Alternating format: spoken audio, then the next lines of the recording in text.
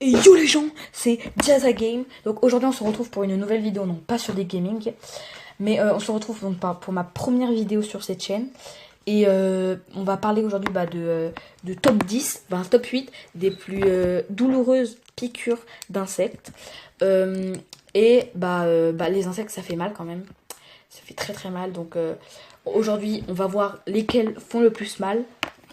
Donc on commence avec la Solenopsis invita, donc appelée la fourmi feu. La douleur est engendrée par une piqûre de cette fourmi n'a pas été évaluée que de niveau 1. Mais ça n'empêche qu'elle fait quand même partie des plus dérangeantes parce que ce type de fourmi, il a tendance à attaquer en groupe. Et quand on attaque en groupe, ça veut dire que toutes les fourmis vont te piquer. Donc voilà, donc ça fait quand même mal, très très mal. Je pense que après t'en auras de la douleur. Hein. Donc c'est pas la piqûre la plus à laquelle les plus imprès dans l'endroit, mais ça vaut bien 100 piqûres de niveau 1. Maintenant passer à la Pseudomyre mex ferrugina. Donc appelée communément la fourmi de l'acacia.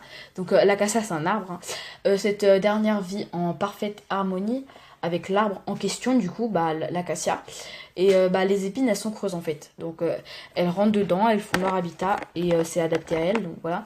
Donc après, il y a une symbiose dans laquelle la fourmi tient le rôle de défenderesse. Donc c'est-à-dire qu'elles vont défendre leur habitat. Donc ouais, elles vont attaquer ceux qui veulent s'en prendre à leur habitat quoi. Donc je pense pas elles vont attaquer. Je pense pas qu'elles sont très agressives. Que quand elles se sentent en danger, je pense. C'est évalué à coup de piqûres de niveau 2, donc décrite par le scientifique comparable à un coup d'agrafeuse, donc ce qui fait quand même un peu mal. Maintenant, on va passer à l'abeille, donc un grand classique que l'on retrouve facilement en France, mais dont la piqûre est quand même le moins pas très agréable. On a évalué la piqûre d'abeille d'un niveau 2 de douleur et que cette dernière est ressemblante à une brûlure par une tête d'allumette. Une tête d'allumette, c'est comme si tu te brûlais un peu, donc ça va, ça fait pas très très mal, mais un peu quand même. Maintenant, on va passer au frelon. Donc le frelon est la plus grosse guêpe présente sur le continent européen. Non seulement il est plutôt très effrayant d'en croiser un, oui. Donc moi, je vous dis, j'ai un peu une phobie de tout ce qui pique et qui vole, donc voilà, donc, dont le frelon, ça me fait particulièrement un peu peur, là vous l'avoue. Il vaut mieux éviter de se faire piquer, parce que après, à l'hôpital, hein. Et puis si tu vas pas à l'hôpital, t'as une douleur, hein. Moi je te le dis, ça fait très très mal une piqûre de frelon. En effet, d'après l'échelle, la piqûre de frelon, ce serait de niveau 2.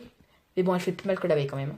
Non pas en raison de son venin, mais 10 fois moins nocif que celui de l'abeille, mais en raison de la taille de son dard. Parce que son dard, il est très très très très gros.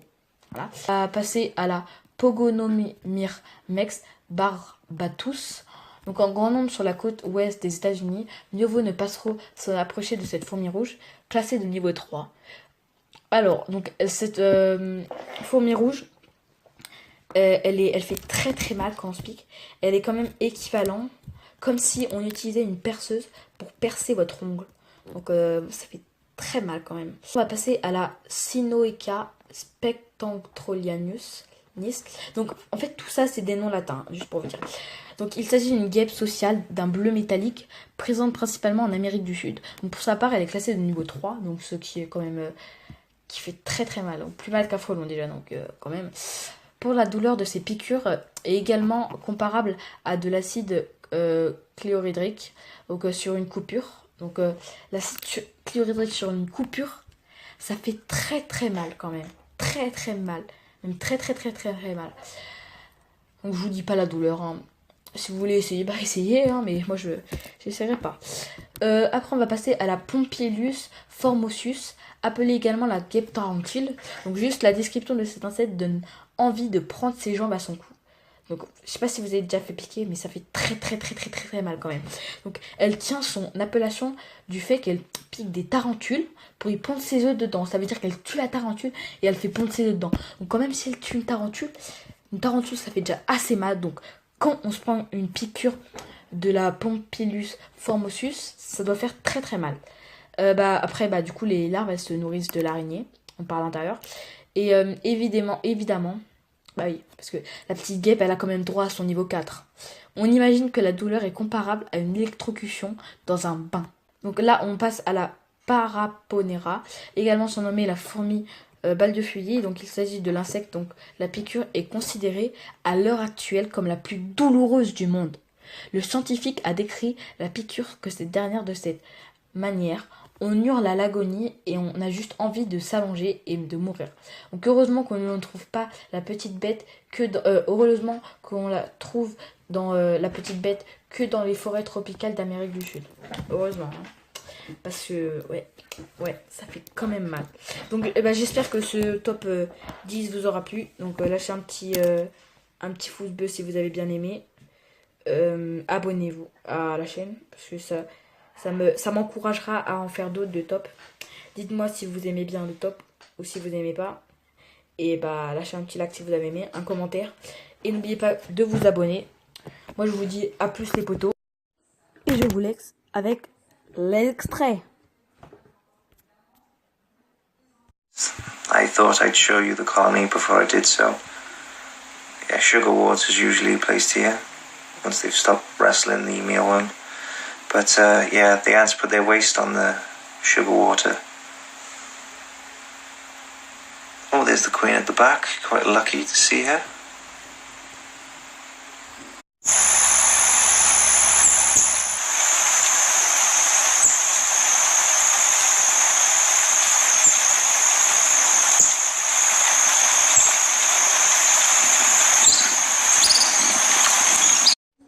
Parmi ces éléments se trouve l'adolapine, qui est un analgésique, et le peptide 401, un anti-inflammatoire. Tous les cabinets ont des ruches à proximité, d'où les abeilles sont transférées pour être utilisées avec les patients. Celle-ci est celle avec laquelle travaille Alvaro à Malaga. Vous voyez, c'est très très bien fait. Hein. C'est très bien fait, mais à un moment, si la branche elle casse, quoi.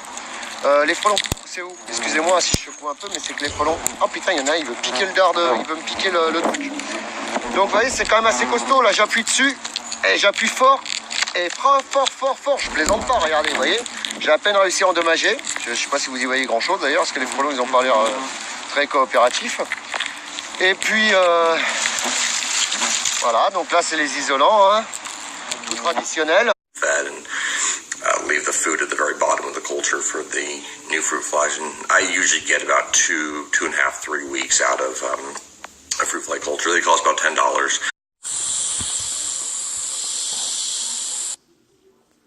Mais non, mais c'est une blague, je peux pas un câble.